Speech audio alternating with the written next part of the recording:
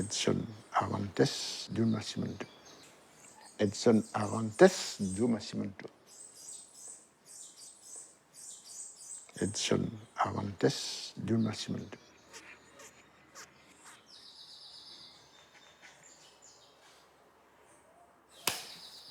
Pelé.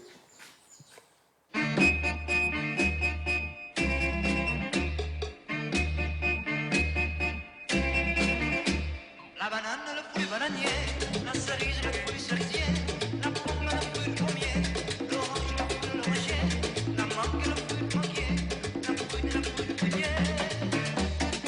Eba! Eba! Eba! Eba! Eba! Eba! Eba! Oh mama, ampare mambo. Oh mama, male amico. Oh mama, ampare oh mama, mama oh mama, ampare sicaco. Oh mama, mama patang. Oh mama, male monari. Oh mama, mama kuya. Oh mama, male anana. Oh mama, mama rashi sable.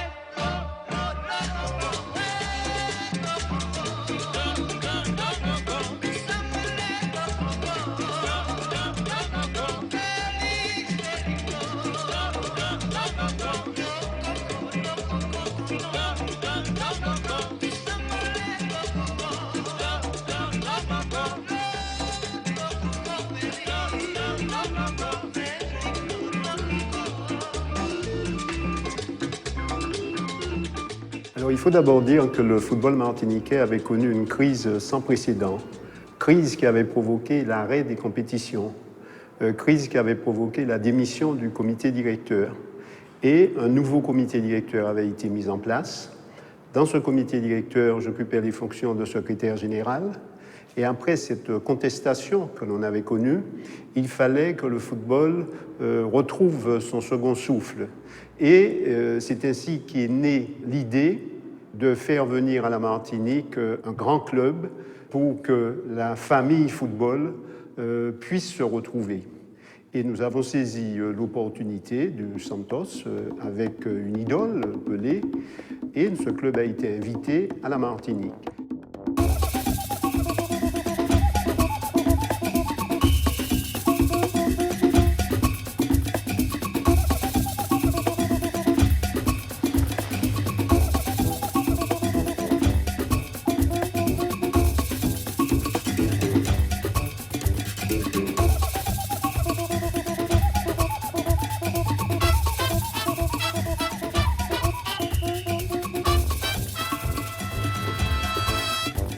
Em 1971, o Santos já era um time de características mundiais.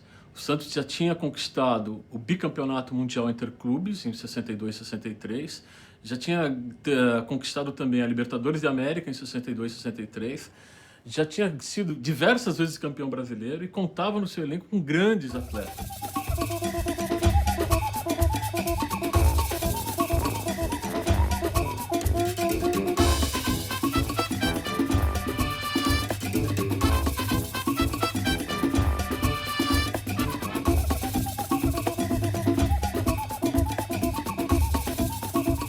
Como o Santos tinha grandes estrelas, né, a bolsa que o Santos recebia por apresentação era a maior do Brasil, né, e uma das maiores do mundo. Era cerca de 20 a 30 mil dólares por exibição, que era um custo altíssimo para os anos 60, 70. Nous nous sommes retrouvés face à un club qui avait, tout au moins un intermédiaire, qui avait d'énormes exigences. Il y a eu un débat au sein de la Ligue parce qu'il fallait payer un cachet et ce cachet devait être payé d'avance. Hein. C'est l'événement. Pelé vient jouer en Martinique.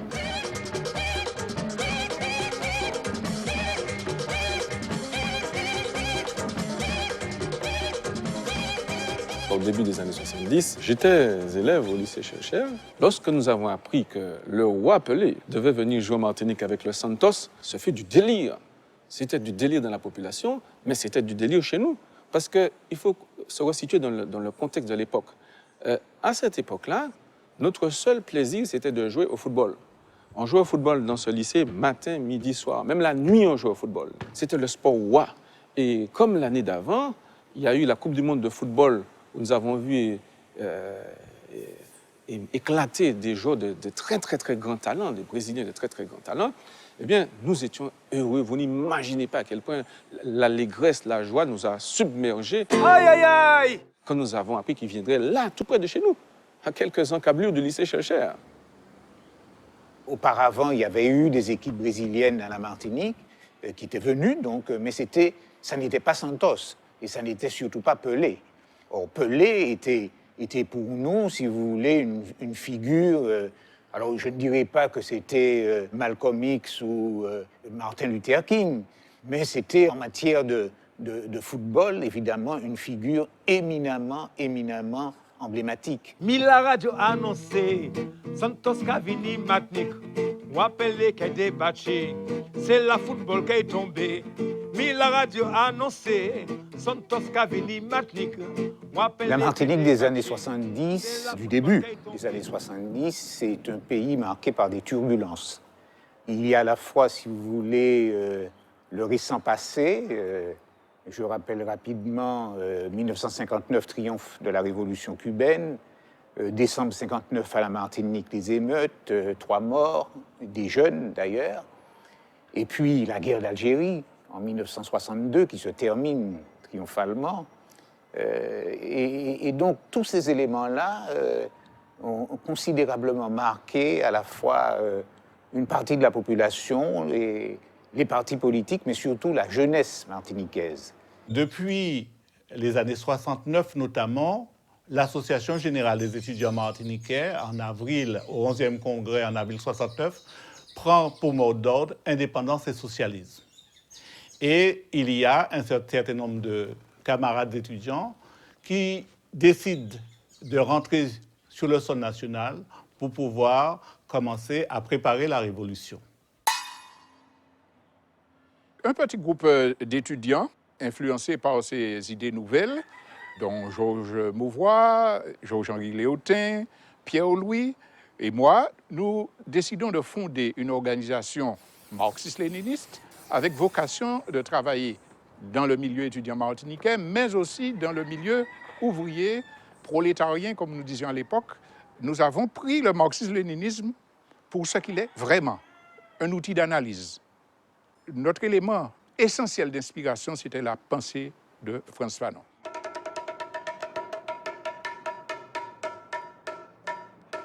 Il y avait une lutte de ligne sur la manière de faire la révolution. Donc, certains militants pensaient qu'il fallait organiser patiemment les masses, élever leur niveau de conscience, leur niveau de formation politique. Il y avait d'autres tendances qui pensaient qu'il fallait saisir les occasions pour faire des mouvements bouillants, pour pouvoir faire avancer la lutte. C'était un bouillon de culture marxiste-léniniste. Beaucoup de jeunes ici, dans ce lycée, étaient marxistes-léninistes. D'ailleurs, je me souviens bien que souvent, lorsque nous allions au réfectoire, quand vous n'étiez pas marxiste-léniniste, à la limite, on ne se moquait pas de vous. Parce que vous étiez un peu attardé, réactionnaire, vous ne compreniez pas l'évolution du monde, vous ne compreniez pas le sens de l'histoire. Même quand on jouait au football, on parlait de politique.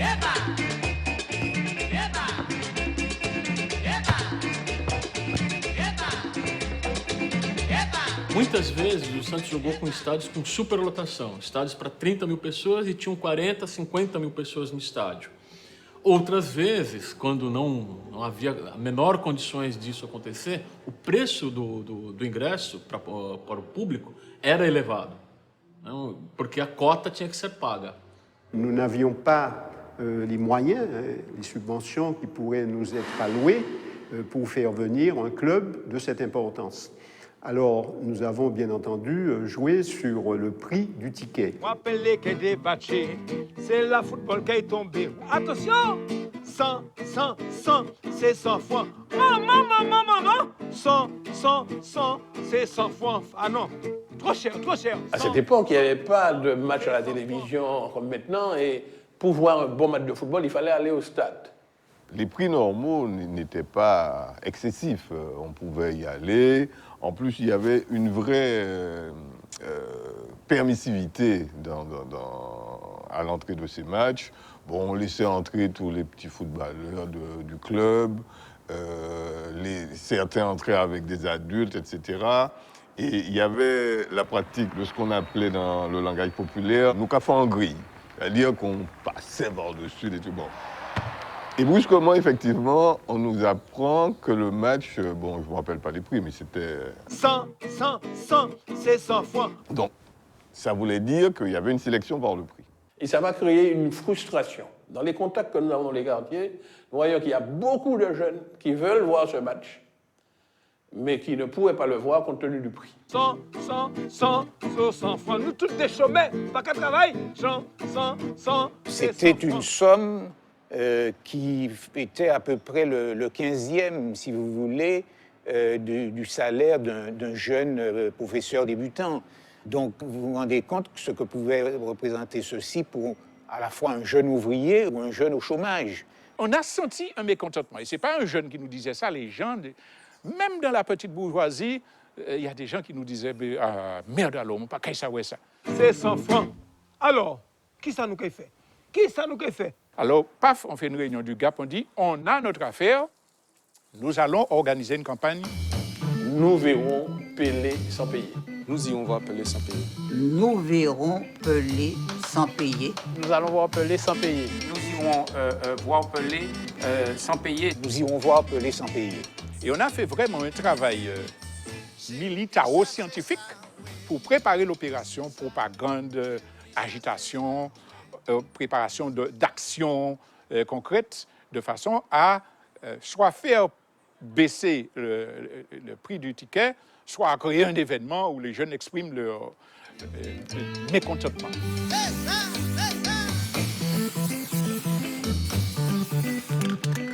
Donc une vingtaine de jeunes gens et de jeunes filles, je pense qu'il y avait quand même 2 ou 3 filles. Nous décidons, nous mettons à l'ordre du jour ce slogan formidable, « Nous verrons Pelé sans payer ». Tout était bon pour dénoncer le colonialisme. Ça, c'était encore une saloperie du colonialisme qui venait nous narguer avec notre idole. Hein. Pelé, c'était une superstar. Peut-être du même ordre que Michael Jackson maintenant. Hein. C'est vraiment la superstar. Comment est-ce que vous osez venir, alors que nous, on adore le foot et qu'on n'a pas d'argent, vous savez bien qu'on est un pays pauvre, et vous venez comme ça faire jouer Pelé à un prix astronomique, je ne me souviens même pas du prix. 100, c'est 100 francs. Et non, nous sommes la jeunesse anticolonialiste déterminée et nous affirmons que, on va le voir, et pas seulement nous, mais le peuple martiniquais va voir Pelé sans payer. Pour réussir cette mobilisation, nous avons dit qu'il faut faire une mobilisation de masse. À l'époque, nous disions que ce sont les masses qui font l'histoire. Nous allons lancer une campagne de sensibilisation avec les moyens de l'époque. Il y a des jeunes militants d'un ou deux groupuscules d'extrême gauche qui sont venus dans le lycée distribuer des tracts. À l'époque, c'est ce qu'on disait dans les cours, partout. Eh bien, de toute façon, nous, on ira voir Pelé sans payer. On ira voir Pelé sans payer. Comment? Ah, on a bien notre idée là-dessus. Certaines personnes, je ne connais pas le nom, je ne sais pas, j'ai entendu dire que certaines personnes ont distribué massivement des tracts dans les casernes, notamment à Gondo et à Dezé, partout, disant « Nous verrons Pelé, nous aussi soldats verrons Pelé ». Et le lendemain, les casernes ont été encerclées par la police militaire, par des forces qui sont entrées fouillant les sacs, cherchant des traces qu'ils n'ont pas pu trouver. Parce que nous étions peut-être jeunes et fougueux, mais nous étions très, très, très pointilleux en matière d'organisation des actions. Il faut qu'on se rende compte qu'il n'y a pas les radios libres. Il n'y a pas une diversité de télé. Il n'y a qu'une seule radio, la radio officielle d'État. Une seule télé. Donc, si on veut faire connaître quelque chose au peuple, si on veut le mobiliser, il ne nous restait que les murs. Nous sommes armés de l'arme absolue de l'époque, c'est la bombe pour taguer.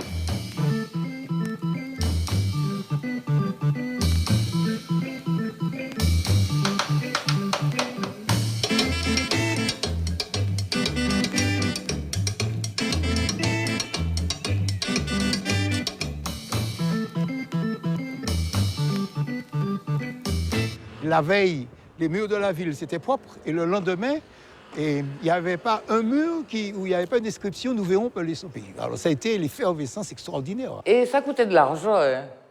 C'était... ça nous demande... Enfin, c'était pas... Les bombes, hein, jusqu'à présent, c'est pas un truc très... C'est pas bon marché. Hein. Donc, ouais, on mettait presque tout notre argent dans ça, dans les bombes. Nous avons organisé des meetings, et notamment, nous avons proposé un meeting à la Croix-Mission. Et avant qu'on nous dise la première phrase, les policiers ont débarqué sur nous à coups de matraque et de lacrymogènes pour disperser la foule. La répression était assez féroce hein, quand même à cette époque. On prenait vraiment des coups. Hein.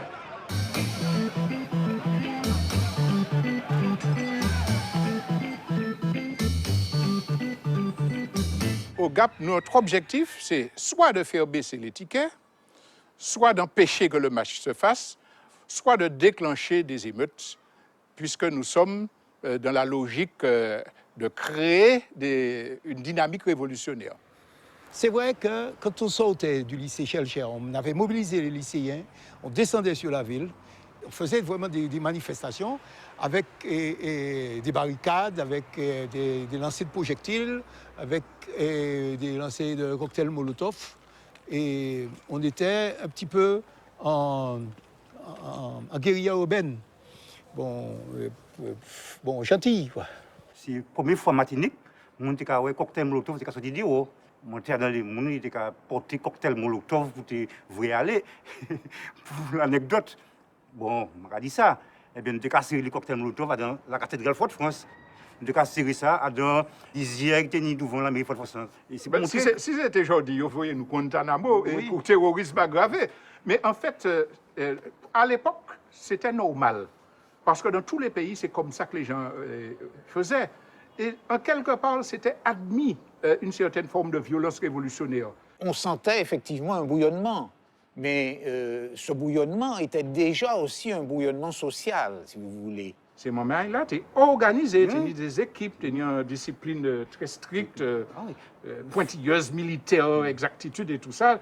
Et ça qui, d'ailleurs, effrayant, patché, le gouvernement qui était qu'à penser que c'était effectivement Moscou, la Chine, Cuba qui étaient voyés des bataillons pour effectivement la subversion. Donc, ils ont surestimé non patché à un moment-là.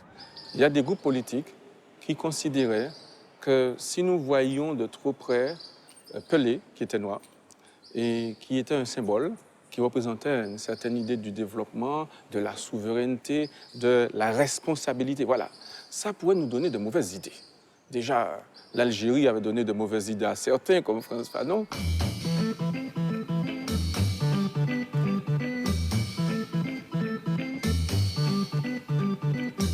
Essa partida na Martinica fez parte de bom giro que o Santos fez pela América do Sul e Central. Começou pela Bolívia. Da Bolívia, o Santos segue para o Panamá, na América Central. Do Panamá vai para o Caribe, Martinica. Martinica, Guadalupe. De Guadalupe, o Santos já desce, retorna para a América do Sul, para o Suriname. Do Suriname, retorna para o Caribe, vai para a Jamaica. Da Jamaica, o Santos segue viagem para a Colômbia. Da Colômbia, volta para a América Central, para El Salvador. De El Salvador, vai para o Haiti e finalmente retorna para o Brasil.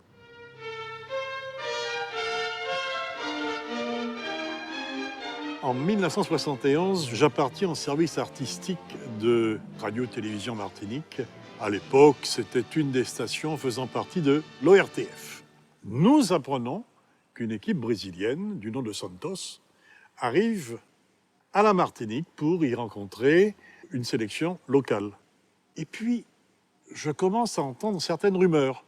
J'entends dire par-ci, par-là, qu'est-ce que c'est? C'est un match pour les nantis, c'est un match pour les grands, qu'est-ce que c'est? Mais nous, le petit peuple, verrons-nous Pelé? Et on a senti une sorte de tsunami se mettre en route. Ensemble, nous qui ouais Pelé sans payer. Oui, oui, oui. Nous qui ouais Pelé sans payer. Nous remontons à l'école là. Nous qui ouais Pelé sans payer. Et nous qui à la tribune, nous qui ouais Pelé sans pays. Pour ne rien vous apprendre, je suis un chansonnier engagé. Et ce qui m'a fallu d'ailleurs pas mal de petits problèmes quand on est un chansonnier engagé. Alors, et à chaque fois qu'il y avait un événement marquant, j'écrivais une chanson. Ouais Pelé sans payer. Oh, nous qui ouais Pelé sans payer. À partir du moment où un mot d'ordre correspond au ressenti d'une population, on est sûr que ça va se transformer en une force motrice. Et c'est exactement ce qui s'est passé, c'est-à-dire que ce mot d'ordre a été ressenti justement comme la possibilité d'exprimer une révolte, hein, j'ai presque envie de dire, de constituer une force réplicante. Est-ce qu'il y avait une dimension politique ou est-ce que le mécontentement des jeunes a été exploité politiquement? C'est deux choses différentes.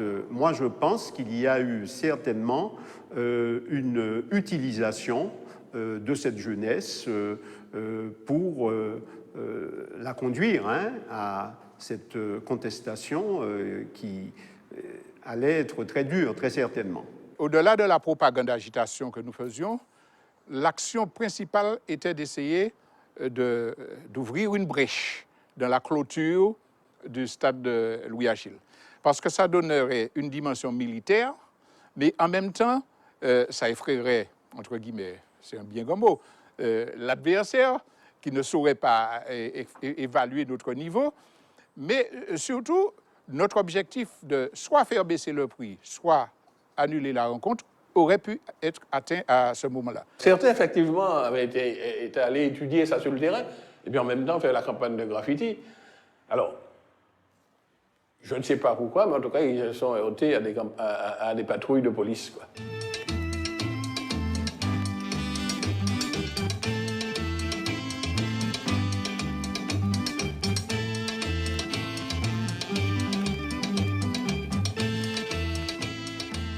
Arrive cette petite affaire de 4 jeunes qui sont poursuivis pour avoir écrit quelques graffitis sur les murs. On devait mettre des graffitis sur le stade Louis-Achille. Et au moment donc, où les gendarmes interviennent, on s'était engagé dans une sorte, je dirais pas une impasse, on a essayé de faire le tour du stade. Mais on s'est aperçu que pratiquement on s'était engagé, comme qui dirait, dans une souricière. Ce qui a fait qu'on a été obligé d'arrêter. Pour le coup, le guet-apens, on a vu ce cas des gendarmes, ça a fonctionné.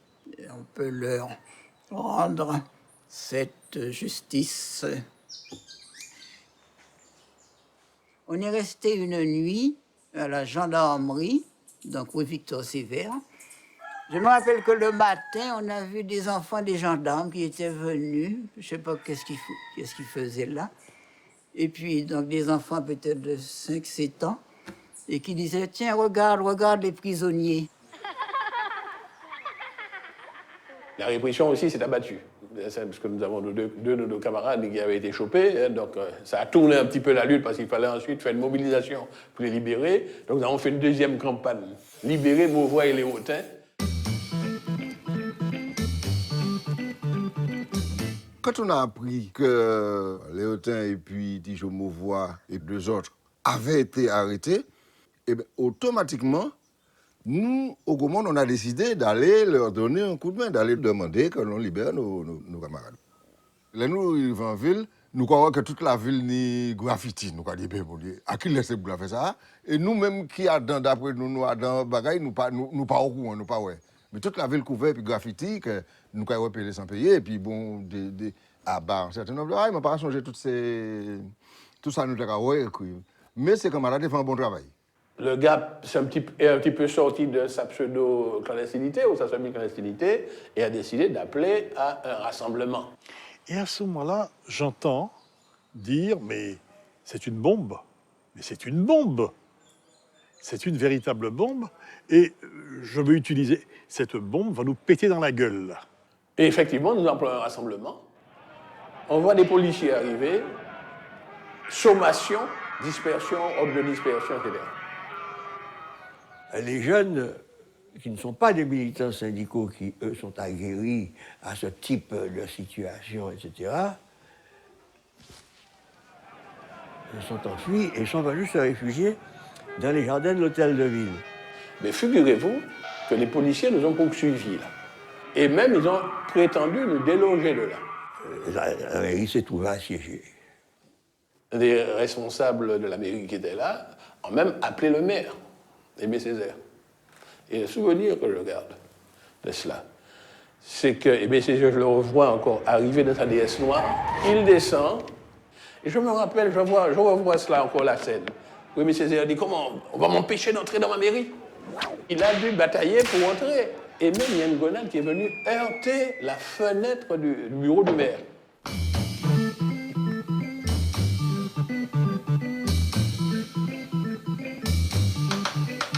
Quelqu'un a proposé que nous emmenions les... Il ne faut pas que je vous dise ça quand même. Que nous emmenions les policiers vers Trinel. On se retrouvait sur Trinel, qui donnait l'impression d'être un fort, difficile aux forces de répression de pénétrer. Et c'est là qu'on pouvait très bien casser les policiers sans être touchés, sans être... On les assaisonnait. Des cafagnos et puis wash et puis cocktail.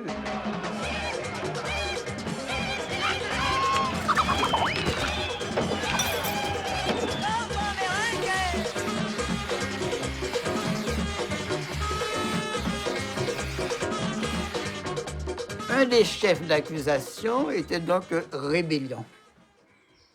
Et au moment du procès, l'avocat, c'était Georges Gracian, une figure éminente du barreau. Alors, l'avocat montrait les gendarmes qui étaient roses, gros, gras, costauds. Et l'avocat dit, mais regardez Léotin, regardez Mauvois. Comment imaginer qu'ils aient pu agresser des gendarmes? Et puis il a fait cette belle plaisanterie. Il est normal que force reste à la loi. Et puis il a ajouté que Léotin et Mauvois, la culture, c'est peut-être sans doute leur fait, mais la culture physique, certainement pas. Il y a des gens qui sont venus pour le procès. Nous sommes dans la salle en train de hurler à bas la justice coloniale et nous verrons Pelé sans payer. Et ce cri avait été repris en chœur par au moins une cinquantaine de gens qui étaient venus nous soutenir. Nous avions eu au procès, pour Tijo Mauvois et moi-même, 6 mois avec sursis. C'était une peine très, très forte pour des choses qui, je crois qu'on peut l'admettre, n'avaient pas une gravité exceptionnelle. Mais je pense que c'est une condamnation qui, sans aucun doute, avait un caractère politique. Nous avons été dépassés. Nous pensions que les choses allaient en rester là et que certains accepteraient de ne pas aller au match. Et quand on s'est rendu compte de l'ampleur que prenait ce problème-là, eh bien, il a fallu à ce moment-là, non seulement il y a eu plusieurs réunions qui se sont tenues en préfecture. Mais la préfecture, elle, était habilitée. Elle ne pouvait qu'attendre des ordres de Paris. Bon, et ces ordres venant de Paris étaient très stricts, très précis. Surtout pas d'émeutes. On n'en veut pas. Pas de match si les gens n'ont pas accès à ce match. Ils ont cherché comment à désamorcer les choses. Et ils se sont donné les moyens.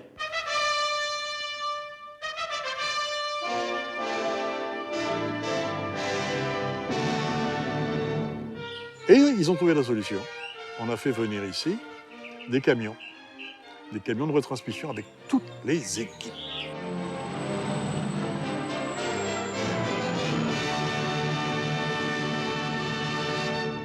Il fallait bien que l'ordre public soit sauvegardé. En plus, nous recevions une idole du football. Il fallait pouvoir assurer sa sécurité parce que on ne connaissait pas la portée que pouvaient avoir ces événements. Il était plus sage, à mon avis, et j'étais d'ailleurs partisan de cette décision, de pouvoir permettre à l'ensemble de la population de voir ce match-là. Si on considère la Martinique des années 70, il n'y avait pas encore la télé dans chaque foyer comme c'est le cas aujourd'hui. Je me rappelle encore au François, les gens venaient regarder par les persiennes la télévision, chez les rares habitants qu'il avait. Ou te ka ouais, un fenêtre ouvert et puis un boule moun pas persienne non même pas fenêtre là à regarder quand il est rare moun qui tenait télé. C'était un luxe quoi, c'était un luxe. Nous n'avions jamais fait de direct en télévision. Jamais.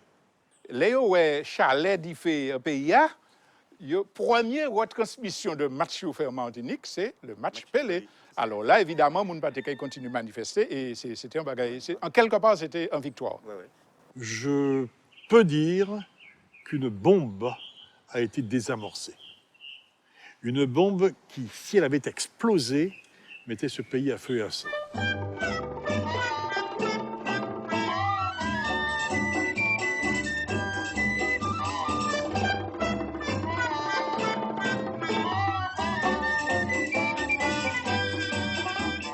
Chiquita bacana lá da Martinica, se veste com uma casca de banana nanica. Chiquita bacana lá da Martinica, se veste com uma casca de banana nanica. Não usa vestido, não usa calção, inverno pra ela é pleno verão. Tarararara, tarararara, só faz o que manda o seu coração. Em 1971, quando o Santos jogou na Martinica, recém-iniciada a minha carreira de jornalista no jornal local, no jornal A Tribuna. E era a terceira viagem que eu fazia com o Santos. A população foi para o aeroporto, fez uma recepção bastante festiva no aeroporto, praticamente acompanhou o ônibus do Santos até a capital. Lá houve uma recepção na prefeitura da cidade, onde estava toda a sociedade da Martinica.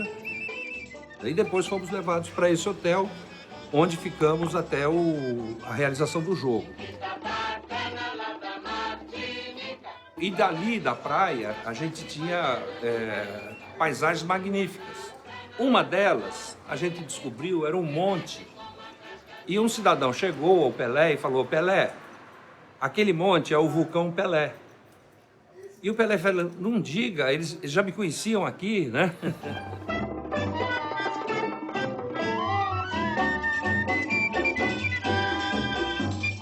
L'équipe de Santos était extrêmement panachée.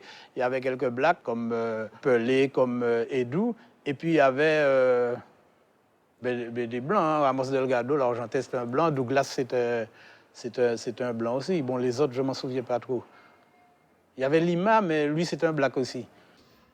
Em 71 foi muito interessante porque fui saber que seria meu último ano aqui no Santos, né? Sempre teve o propósito de sair e conhecer outros lugares e tal. E nós fomos surpreendidos por essa nova viagem que o Santos fez. Ficamos mais surpreendidos por saber onde nós íamos jogar, né? Na Martinica.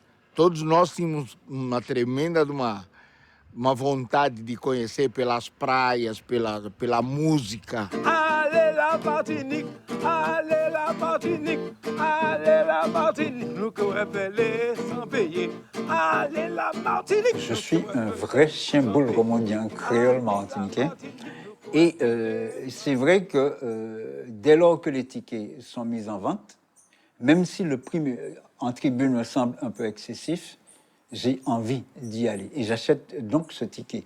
Je l'achète très très tôt. Et c'est progressivement que les mouvements, notamment le Gap, avec le graffiti qu'il y a sur les murs, me touchent. Je me retrouve brusquement mal à l'aise en me disant, tiens, où acheter ce billet-là? J'avais donc acheté ce billet et il fallait bien que je le donne à quelqu'un. Il n'était pas question que je le revende, parce que ça ferait commercial et tout. Donc, pour avoir bonne conscience, je le donne à un jeune d'Étienne-Saint-Ville avec lequel j'ai joué au football quand j'étais plus jeune. Je lui donne donc ce ticket et il a du mal à accepter ce ticket, me disant, mais si c'était un bon ticket ou pas un ticket, ben moi, pensant que le ticket était faux, donc il hésite à le prendre et je dois pratiquement lui forcer la main en lui disant, tu peux y aller, c'est un bon ticket. Moi, j'avais pris 2 places pour moi seul. C'était pour que les gens ne me gênent pas pendant que je regarde mon match. J'étais persuadé que la Martinique n'allait pas marquer sous le Brésil quand même. Il y avait Pelé, il y avait tous les grands joueurs de Brésil qui étaient là. Hein. C'était les grands joueurs qui sont arrivés là. J'ai mis un téléviseur en jeu. J'ai dit, celui qui a marqué le but sur le Brésil aura un téléviseur. Nous que ouais Pelé, nous que ouais Pelé sans payer. À l'occasion de ce match, l'entraîneur et sélectionneur de la Martinique, c'était Jeannot Elisabeth. Je n'étais que son adjoint. Reparti.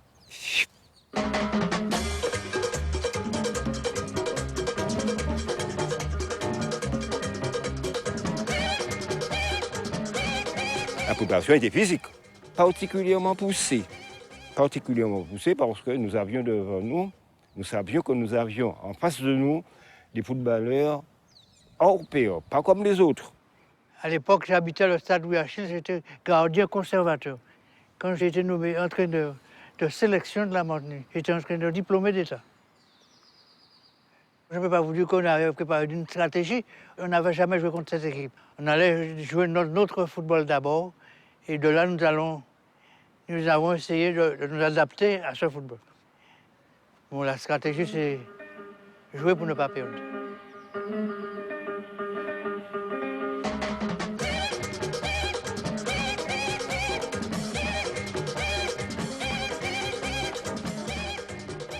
Pour le jour même du match, nous n'avions pas de grande stratégie. Nous sommes contentés d'affirmer avec bravoure et hardiesse, nous verrons Pelé sans payer. Quand vous arrivez aux portes du stade Louis Achille, il y a une énorme effervescence. Le football est quelque chose, si vous voulez, qui décuple un peu le désir chez les gens. Et il y a là une atmosphère qui est une atmosphère donc à la fois mêlée, si vous voulez, de ce désir d'assister à un match de football exceptionnel.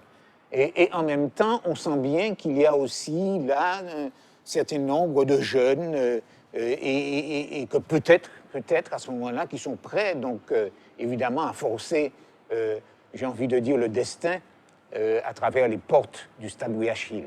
Je me dis qu'on va quand même faire le coup de force et on va rentrer. Je précise que ce coup de force, il n'est pas tellement il est réalisable.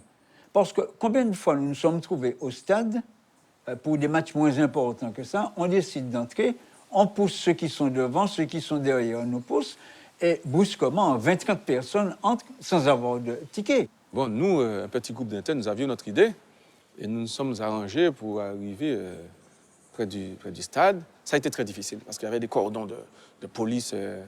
Je crois que le préfet avait bien pris la mesure de l'affaire. Le stade Louis Achille avait été rendu citadelle imprenable, des tessons de bouteilles, du fil barbelé. Et puis ce déploiement de gendarmes et de gardes mobiles venus des départements d'à côté, alors là, vraiment, c'était impressionnant. Moi, j'ai eu peur d'aller plus loin, parce que mon père était un homme assez rigoureux. S'il apprenait que j'avais reçu des coups de matraque parce que j'avais essayé d'entrer dans un match... dans un stade, d'assister à un match, ça serait peut-être pas trop bien passé à la maison. Donc j'ai capitulé à titre personnel. Alors, bon, un petit peu dépité parce que, bon, notre affaire, finalement, était terminée, ça c'était clair, mais content d'avoir créé ce déplacement, mais vraiment terrible, de forces de l'ordre. Et quand on va arriver au stade, avec cette certitude d'avoir une grosse mobilisation autour, et ces gens voulant voir vraiment Pelé, sachant qu'ils ne peuvent pas accéder au stade, vont rester chez eux. On va se trouver seuls, quoi, face aux forces de répression, et on va un petit peu débander, quoi.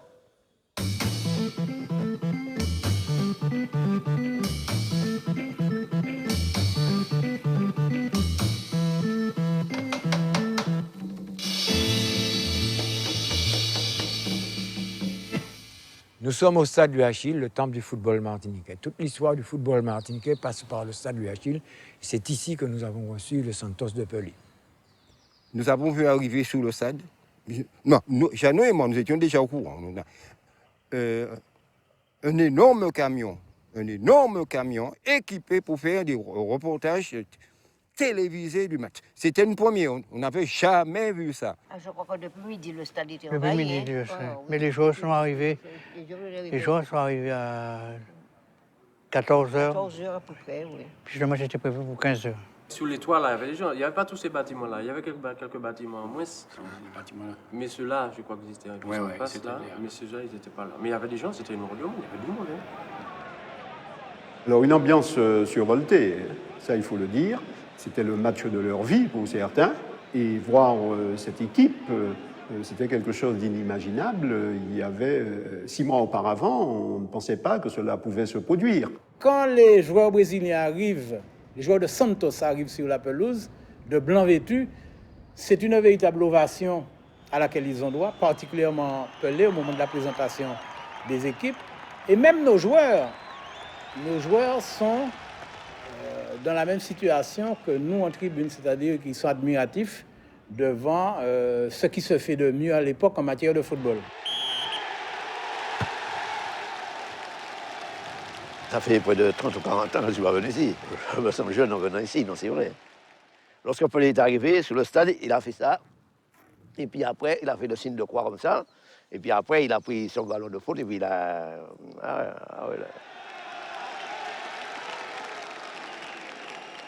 Le match était bien. On est tous paniqués, pas paniqués, mais une appréhension. Bon, on va jouer contre Pelé, c'est la meilleure équipe, c'est la meilleure équipe du Brésil.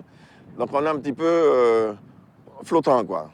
Non, il était un peu anxieux parce qu'on savait avec les grandes vedettes comme ça, il fallait quand même se préparer, se libérer un petit peu, se déstresser par rapport a ça. Em determinados momentos, você não sabia se eles estavam jogando ou eles estavam apreciando a gente jogar. A grande atração, como sempre foi, vai ser sempre até que morra, vai ser o Pelé. E foi o Pelé. À partir du moment que finalement que le roi Pelé prenait le ballon, c'était du délire. Je me souviens d'une action, le ballon arrive un peu en hauteur, j'essaie d'intercepter le ballon, et subitement, il y a un pied qui apparaît, le pied du roi Pelé, et il amortit le ballon, et puis le ballon reste là, collé à sa chaussure, et il l'enlève comme ça, sans qu'il y ait de rebond, rien du tout. Et là, je suis resté pantois, je me suis dit, c'est pas possible ça. Pendant les premières minutes, on n'a pas touché une bille. Donc on regardait plutôt jouer Pelé. Et après, bon, on a commencé effectivement à se lâcher et à prendre du plaisir à jouer. Ils se sont libérés, étant donné que nous leur faisions signe du bon touche qu'il fallait y aller, comme d'habitude. Engagement, retour au calme, prudence. Quand nous avons pris le match, je ne dirais pas au sérieux, mais on a pris le rythme du match. À ce moment-là, on a reconnu l'équipe de la Martinique. Allez la Martinique, allez la Martinique, allez la Martinique, allez la Martinique, allez la Martinique. Ouais, mais cette photo, ce n'est qu'après qu'on m'a donné cette photo. Je ne savais pas. Autrement, j'aurais pris un style, j'aurais fait quelque chose. Mais oui, Pelé était en train d'attendre le ballon. Il est passé devant lui. Et là, si vous voyez que l'arbitre est en train de rire derrière. Et lui-même, Pelé était surpris parce qu'il attendait la balle. Et puis moi, j'ai eu le temps de s'intercepter avant lui. Voilà. Moi aussi, j'avais envie de dire. Jouer contre Pelé, c'était assez particulier puisqu'on avait des crampes aux abdominaux. Hein, donc, bon, le match a bien commencé. Nous avons joué égal au début et puis est venu se faire de mieux coups de sifflet de M. Messager. Et à notre sens, c'était vraiment trop tôt pour siffler un pénalty. Peut-être Girondin qui avait fait une main, quoi. Il y a une faute de main, mais c'est tellement loin, ce match-là, c'est que je... Alors, quand tu as ce pénalty, ça m'a fait rire. Je ne pensais pas que c'est moi qui aurais arbitré, parce que je pensais qu'il y aurait eu un arbitre de métropole qui viendrait arbitrer ce match-là, parce qu'un match comme ça, c'est un match international.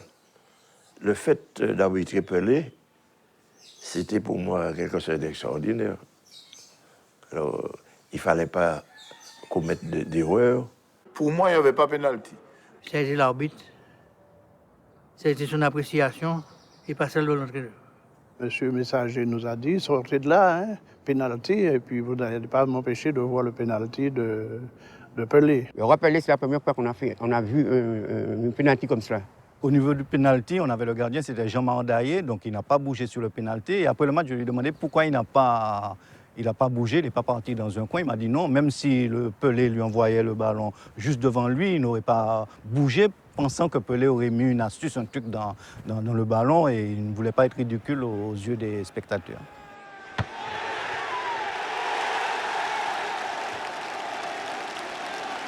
Ben, j'aurais pu ne pas siffler le penalty.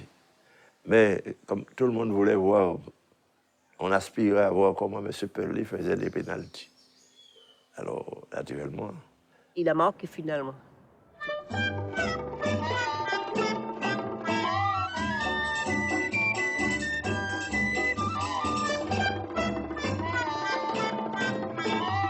Bon, mené 1-0, nous avons redoublé d'efforts et à ce moment-là,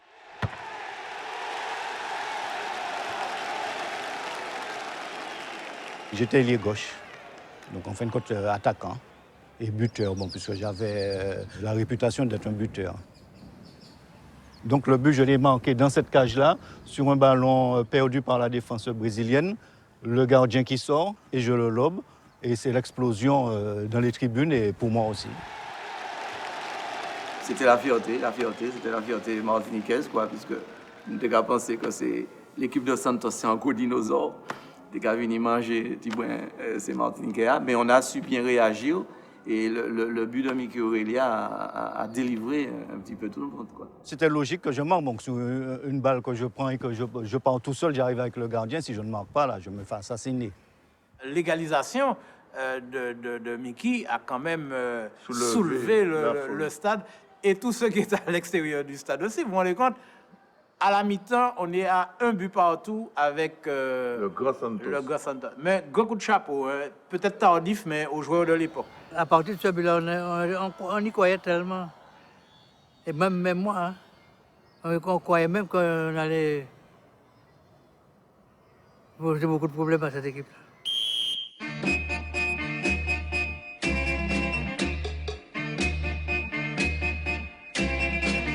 Santos, c'est Santos et Pelé. Mais à l'époque, il y a une notion qui est fondamentale. C'est football là, nous, tu es très doué techniquement et tu prends plaisir à jouer. Ce qui parle le cas aujourd'hui.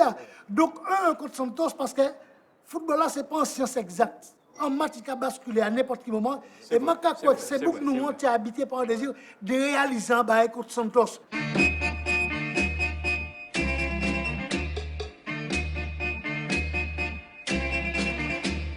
C'est la deuxième mi-temps. On reprend maintenant, c'est ma mi-temps qui est maintenant que vous jouez. Vous avez joué la faute, jouez la main.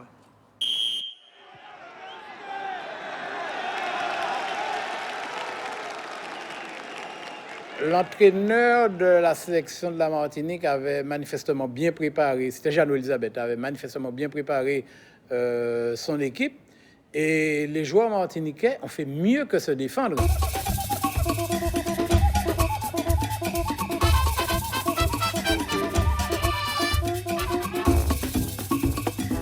Ils ont tenu tête à l'équipe brésilienne.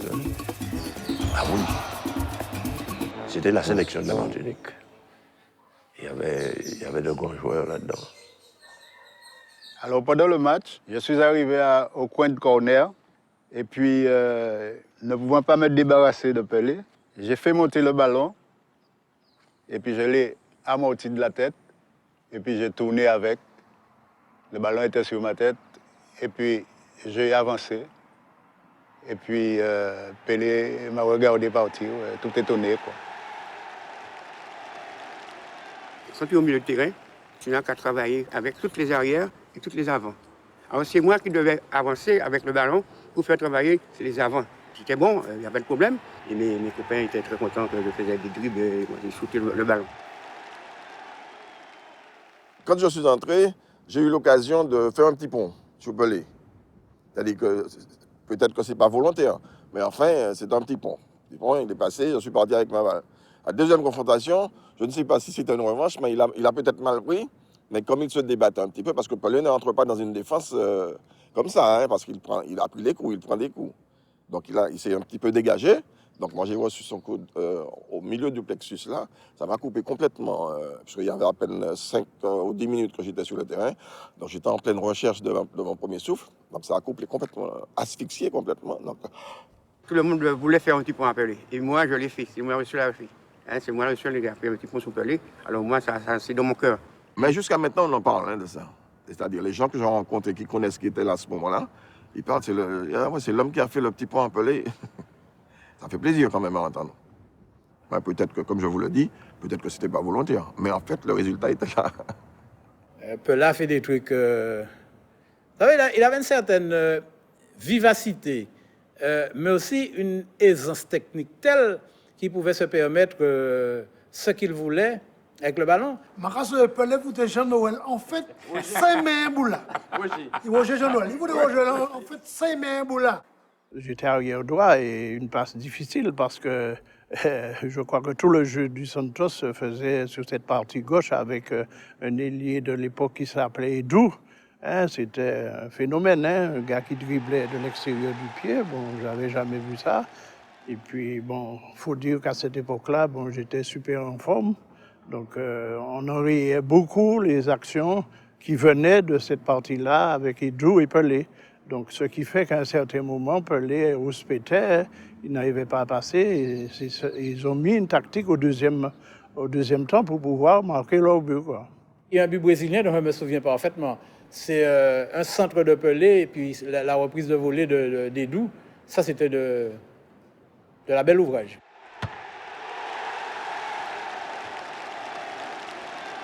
J'avais un coéquipier, Roger Ludberg, qui se faisait dribbler complètement à droite par Edou. Donc ça m'amusait, j'étais en train de rigoler. Et l'anecdote suivante, c'est qu'après le match, quelque temps après le match, Roger Ludberg, qui avait un petit chien, il a surnommé Edou. Eu sou o 6º maior goleador de toda a história do clube.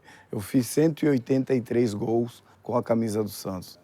Durante o jogo, eu me lembro muito bem do torcedor, sabe, fanático, gritando o tempo todo. Isso foi maravilhoso, me chamou a atenção, inclusive sobre o ponto esquerda, que era a posição que eu atuava, que jogava de óculos. Isso, para mim, foi fantástico. Je suis obligé de jouer avec des lunettes, autrement, sinon je ne peux me baser que sur les couleurs des maillots. Bon, c'est pas... E tinha uma velocidade incrível e era habilidoso, isso é incrível. Porque eu não sei como ele conseguia fazer tudo aquilo sem que o óculos caísse.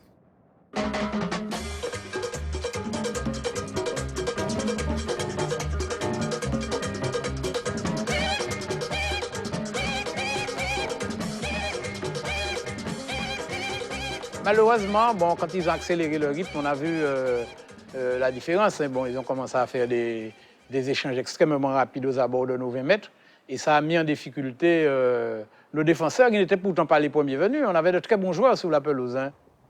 J'étais à l'époque capitaine de la sélection de la Martinique et je jouais en numéro 10. C'était un numéro lourd à porter parce que c'était le numéro de Pelé.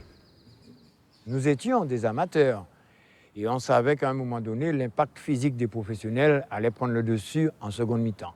Eh oui, la valeur en face était différente. La valeur technique, la valeur collective, puis la valeur physique également. Mais bien sûr, ils avaient la balle tout le temps.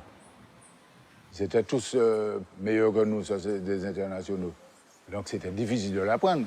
Et nous, on jouait, on avait un jeu direct, donc on la perdait rapidement la balle.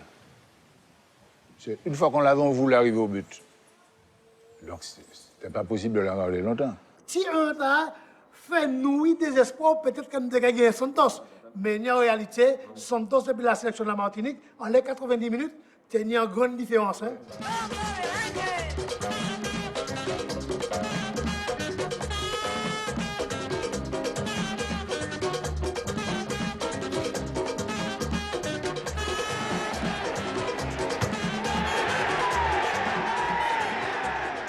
Quand ils ont marqué 3 buts, ils ont relâché. Ils sont aussi fainéants, hein, quand ils font la balle circuler puis ils se reposent, quoi. C'est de bonne guerre, surtout quand ils sont en tournée, ils ont beaucoup de matchs. Donc.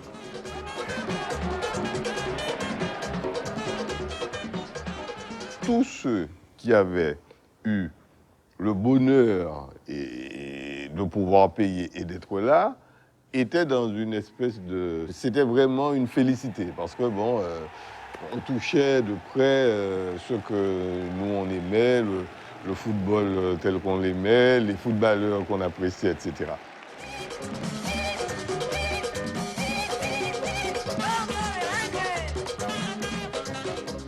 gente só entrava para ganhar e, se possível, com 2, 3 gols de diferença. Não, eu senti assim, né, uma vontade assim de querer ganhar do Santos, que é isso todos eles tinham. Todas as equipes onde a gente atuava queria ganhar do Santos. E o simples fato de terminar um primeiro tempo empatado já foi uma vitória para eles. Foi um primeiro tempo duro, né, onde houve um empate de 1-1, mas no segundo tempo aí não deu mais, né? Metemos mais 3 gols e, inclusive, eu fiz gol, hein?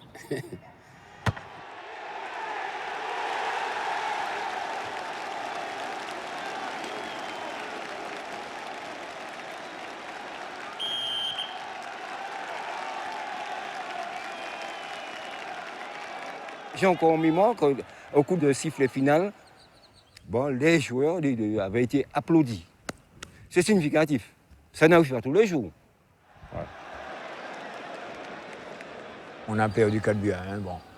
Mais je crois que l'essentiel pour nous, enfin, difficile d'exprimer ce sentiment de nous trouver à côté de Pelé. Jogaram duro, jogaram bem, jogadores habilidosos, que nós temos como um potencial nosso, é habilidade. E eu acho que o pessoal da Martinica, de pele escura, ele tem esse molejo por causa da música. Então isso ajuda muito. Le Martiniquais, il pas tenir à rien envier un joueur brésilien. Tout ce de café, nous te café. Nous étions des petits amateurs, mais je crois que dangereux dans le football. A intenção que eles tinham, de todo mundo tem, era sempre de conseguir alguma coisa, uma foto, uma camisa, sei lá, um calção, um meião, tipo de coisa assim. Mas terminou tudo bem, lá sem problema nenhum.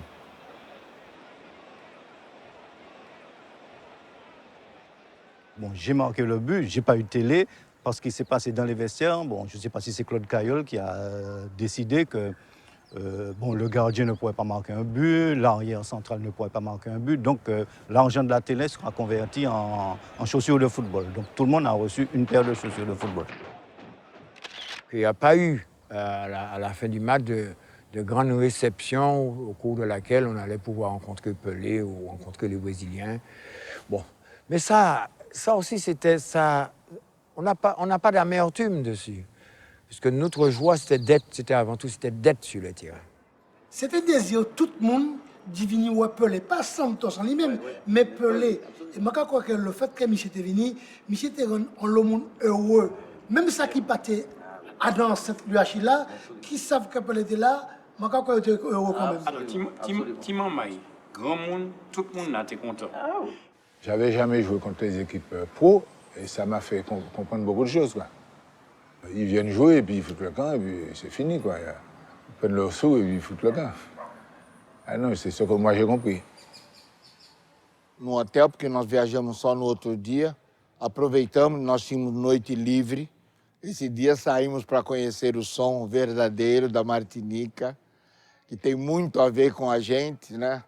E voltamos com uma lembrança maravilhosa de lá. Oi, Chiquita, bacana lá da Martinica, se veste com uma casca de banana nanica. Chiquita, bacana lá da Martinica, se veste com uma casca de banana nanica. Não usa vestido e não usa calção, inverno pra ela é pleno verão. Existencialista com toda a razão, só faz o que manda o seu coração. Oi, Chiquita, bacana lá da Martinica, se veste com uma casca de banana nanica. Os incidentes no jogo do Santos na Martinica, o movimento pela redução do preço dos ingressos, teve grande repercussão no Brasil na época. Aqui no Brasil nós vivíamos uma ditadura militar. Então tudo que era movimento popular era reprimido com bastante violência. Não podia haver oposição aqui no Brasil.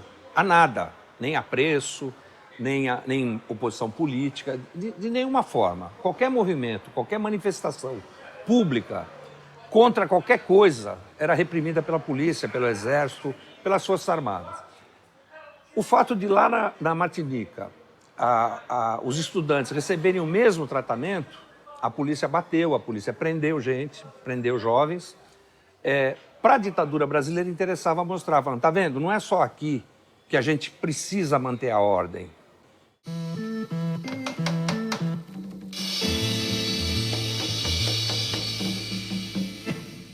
Alors sur le plan sportif, c'était une opération remarquable, mais sur le plan financier, ça a été un désastre.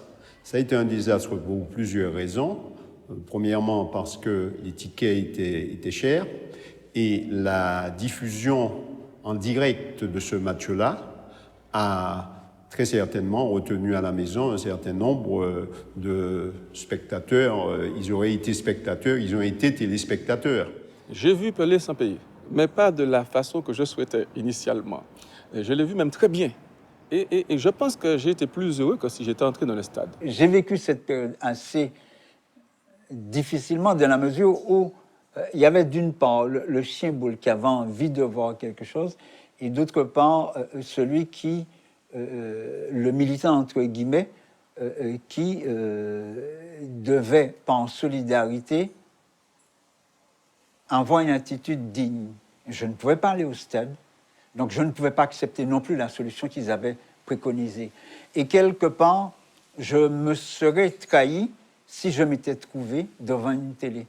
Donc je suis allé jusqu'au bout de la logique, je n'ai pas vu Pelé. Je me rappelle, dans le quartier où j'habitais, il y avait quelqu'un qui avait déjà la télé.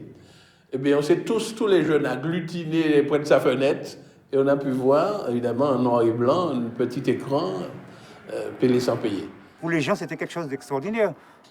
Même si, fondamentalement, ils voulaient voir Pelé en os, en chair, devant eux. Mais faute, faute maman quand tu étais papa. C'est ça. Et ça a permis la lutte qu'on a menée à prendre une autre dimension. C'est un soulagement. Autant pour l'État que pour nous. Pour nous aussi. Pour l'État, il a trouvé une bonne... Mais nous, qu'est-ce qu'on allait faire de cette mobilisation? Bon, on était essoufflés. Et on commençait à se poser des questions. À se poser des questions. Oui. Parce qu'on se rendait compte qu'un petit noyau peut effectivement agir sur le champ national martiniquais. Il ne faut pas croire que c'est un match football, ça n'est pas important. Hein? Parce que le Brésil, je le répète, c'est de l'art. Pendant la grève de 2009, quand on parlait des produits de première nécessité, on a fait toute une liste. C'était des produits du côté du boire, du manger. Mais je crois que dans le bonheur des peuples, il y a aussi l'art. Et le football pratiqué par des Brésiliens de l'époque, eh bien, c'était de l'art. Il y avait donc cette revendication aussi, c'est un thème que nous avions développé, du bonheur. Je ne sais pas si c'est un thème tellement marxiste, le bonheur. Mais dans le fond, je dirais que... Le que est Pelé sans paix, yeah, yeah, yeah, yeah, yeah. Ouh. Ouh. Bu.